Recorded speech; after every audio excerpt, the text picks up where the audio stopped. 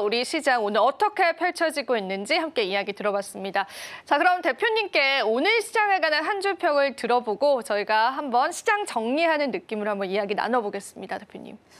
네, 금리 인하가 진행이 됐는데도 불구하고 우리 시장은 여전히 좀 방향성을 잡지 못하는 그런 모습들을 보여주고 있고요.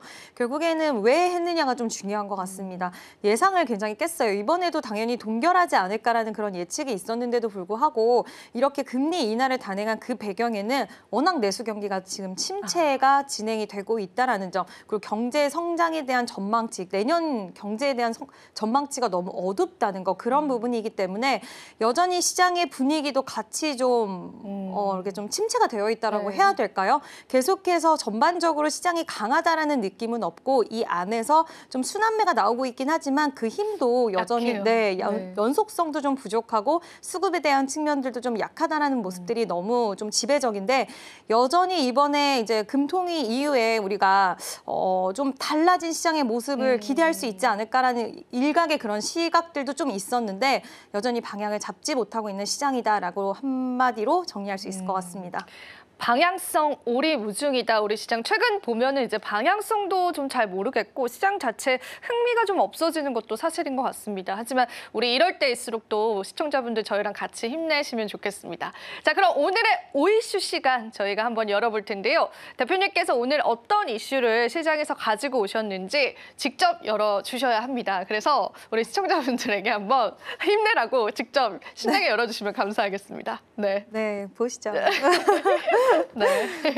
네. 뭘까요, 오늘 이 이슈는? 네, 오늘의 주제는 기준금리 깜짝 인하, 경제성장 하방 압력 커지나라는 주제로 한번 이야기를 해보려고 합니다. 네. 왜 가지고 오신 거죠, 이 이슈를?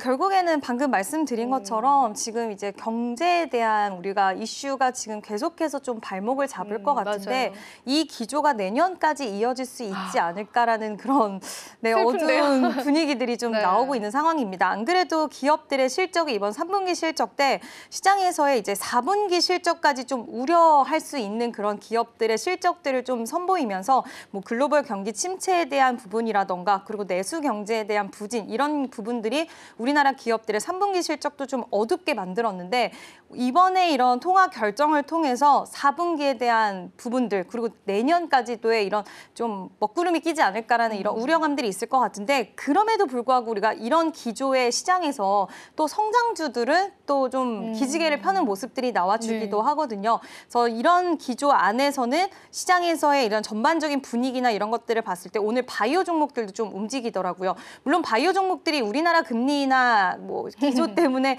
움직인다라고 보기엔 좀 어렵기는 하지만 지금 미국 쪽에서의 분위기도 금리 인하에 대해서 지금 확률이 좀 올라가고 있는 상황이고, 물론 이번에 PC 쪽 이제 지표 발표가 됐을 때 인플레이션에 대한 우려가 살짝 부각이 되긴 했지만 뭐 예상했던 부분이다라는 그런 분위기들이 더 많이 형성이 되었기 때문에 다시 한번 금리 인하에 대한 부분들 좀 기대감 올라갔고, 지금 미국 증시에서도 이런 빅테크 기업들이 살짝 조정이 나오면서 오히려 빅파마 기업들의 상승세가 뭐 강하지는 않지만 그래도 선방하고 있다라는 그런 느낌들을 주고 있기 때문에 이런 부분들이 우리나라 증시에도 좀 연결고리로서 이어지고 있는데요.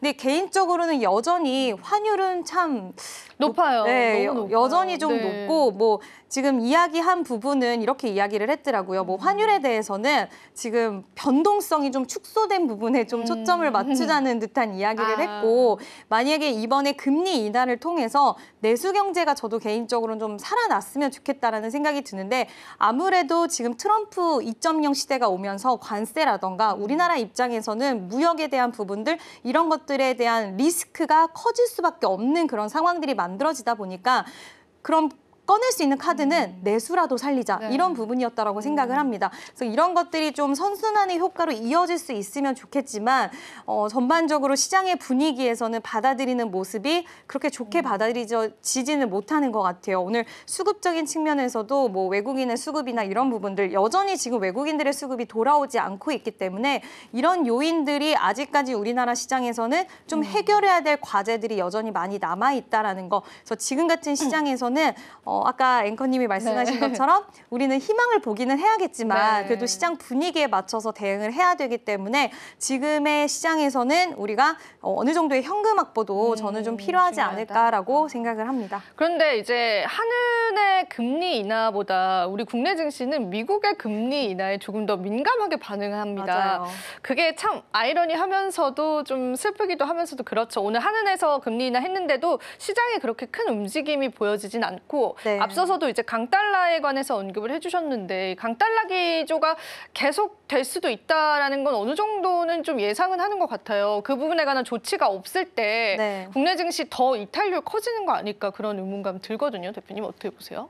충분히 그럴 수 있는 가능성은 좀 있을 거라고 보고 있고요. 실질적으로 지금 외국인의 자금 이탈은 좀 지속되고 있는 상황이고 그렇죠. 강달러 기조 현상이 쉽게 누그러지지는 않고 있습니다. 물론 뭐 달러 인덱스 같은 경우에도 조금은 변동은 보이긴 하지만 여전히 강세 기조를 이어가고 있고 지금 돌아가는 트럼프 정권에 대해서 이제 새롭게 2.0 시대가 열렸을 때는 미국에 대한 그런 뭐 위상이라든지 미국이 더욱더 힘을 가져갈 수 있는 부분들이 더 많이 발생할 수 있기 때문에 이 기조 자체는 변하지 않는다는 전제하에 결국에 그런 외국인들의 수급이 우리나라로 유입될 수 있는 이유가 무엇인가라고 봤을 때는 지금 불안해하는 요소는 바로 그거죠. 시장에서도. 그럼 우리나라를 도대체 가격이 저렴하다는 이유로 사야 할까? 외국인들의 들어오진 않는 입장에서도. 거죠. 네, 근데 네. 그거에 대해서 물음표가 있다 보니 매수를 하지 않는 그런 기조도 있는 것 같고요. 특히 반도체 같은 경우에도 지금 얼마 전까지만 해도 그래도 우리가 좀 희망을 가졌었는데 최근에 반도체 관련돼서는 더 안 좋은 이야기들 많이 나오더라고요. 네. 뭐 디램, 낸드 너무 안 좋죠. 네, 네. 4분기 기점으로 내년 1분기까지는 더 가격이 하락할 것이다. 수요 부진 이야기 계속 나오고 있는 상황이고 뭐 전반적으로 다 그런 건 아니지만 지금 엔비디아 관련돼서도 긍정적 의견이 훨씬 많긴 하지만 약간의 부정적 의견들도 섞이기 시작을 했습니다. 근데 그 기조가 지금 AI 하드웨어 쪽에서 소프트웨어 쪽으로 넘어갔는데 우리나라를 가만히 잘 생각을 해보면 우리나라는 사실 칩을 만들어내는 기업들이 대기업이고 그들이 강해야지 외국인 수급이 들어올 수 있어요. 사실 외국인의 수급이 AI 소프트 기업들 잘 모르거든요. 모르는 기업들도 상당히 많거든요. 그래서 그런 자금들이 유입되기 위해서는 결국에는 삼성전자나 SK 하이닉스 이런 대형주 위주로의 흐름이 좀 강하게 산업이 받쳐주는 게 나와야지 이 가격에는 정말 괜찮다라는 생각이 들 텐데 그쵸. 그게 부재하다 보니까 아무래도 우리나라는 계속해서 수급적인 요인들이 좀 아쉽게 진행이 되는 것 같고 이탈에 대한 부분은 여전히 단기적으로는 좀 지속될 수 있지 않을까라는 그런 생각을 합니다. 지금 바로 구독을 눌러보세요.